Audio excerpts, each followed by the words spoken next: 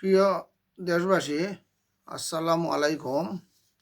আজকে একটা ভিডিও দেখলাম শহীদ বীর উসমান বিন হাদির বক্তব্য।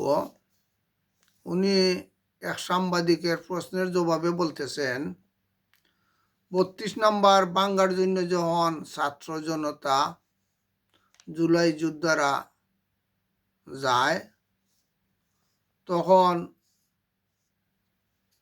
জনতার মেয়র ইশরাক হোসেন সাহেব বুলডোজার কেন তাড়াতাড়ি যায় না তিনি ফোন করেছেন এবং জনগণকে উৎসাহিত করেছেন যাতে ৩২ নম্বর বাঙ্গা হয়।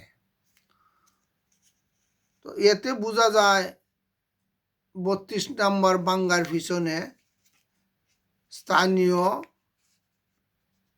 নেতৃবৃন্দ, বিএনপির এখানে মদত ছিল, ইন্ধন ছিল।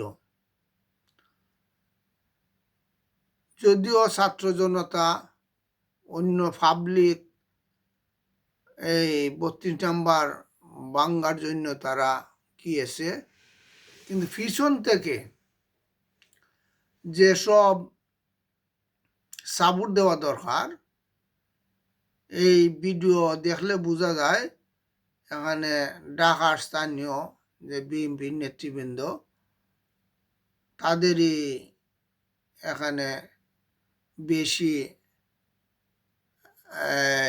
পরামর্শ ছিল, উৎসাহ ছিল। এই জন্য আমি বলতে চাই, আগামী যে নির্বাচনে যদি আওয়ামী লীগ সমর্থিত লোকরা ভোট দেওয়ার জন্য যায়, তাহলে এই বছর আপাতত জামাত, এনসিপি কেই রাজনৈতিক স্বার্থে সমর্থন করার দরকার। এটা একান্তই আমার ব্যক্তিগত চিন্তা এবং রাজনৈতিক চিন্তা থেকেই আমি বলতেছি। তো জামাতকে আগামীতে সমর্থন করেন, তারপর দেখা যাবে